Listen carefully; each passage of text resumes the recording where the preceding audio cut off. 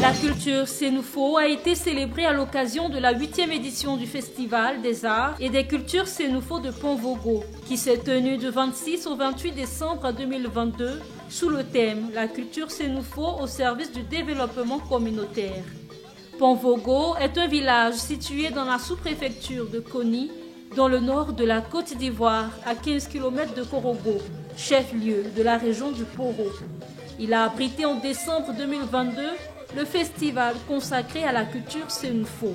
Oui, il faut que c'est l'édition de la maturité, aussi alléchant par son programme et que par son authenticité. Ce sont 24 villages de la sous-préfecture de Koni qui ont répondu à l'appel. Sur 3 jours successifs, la culture Sénoufo a été célébrée dans toute sa grandeur. L'on a pu voir des masques, des danses mythiques, ancestrales et bien d'autres. Nous avons donc commencé cette édition par l'adoration des génies pour montrer notre ancrage traditionnel et ancestral. Ensuite, nous avons fait la veillée, une veillée chrétienne catholique avec également des méthodistes. Puis, le lendemain, nous avons fait une lecture intégrale du Coran pour montrer donc la pluralité, la diversité dans laquelle nous nous inscrivons. Et donc, nous avons réussi donc à réconcilier une partie de nos populations avec ces pratiques et cette culture qui avait tendance à disparaître et que nous inscrivons en lettres d'or désormais dans notre festival. Cette édition aura été surtout marquée par la distinction des grands acteurs de la promotion et de la valorisation de la culture sénoufo. Une belle initiative saluée par les festivaliers. Très heureux d'être là aujourd'hui, heureux pour l'invitation que m'a faite mon jeune frère Koulibaly Ibrahima. Et je suis surpris qu'il fasse la promotion, n'est-ce pas, du balafon, de la culture sénoufo depuis 8 ans. Je l'en félicite d'ailleurs.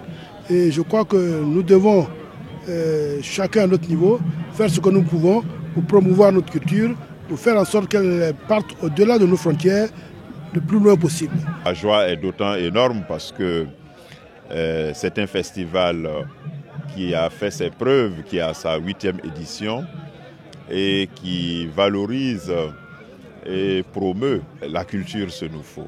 Nous devons pouvoir l'accompagner, nous devons pouvoir le soutenir, nous devons pouvoir lui emboîter aussi le pas. En tout cas, j'en appelle à la mobilisation de tous. Cette 8e édition a été aussi marquée par l'annonce du départ de Coco Alphonse, sous-préfet de Koni, appelé à servir dans une autre localité.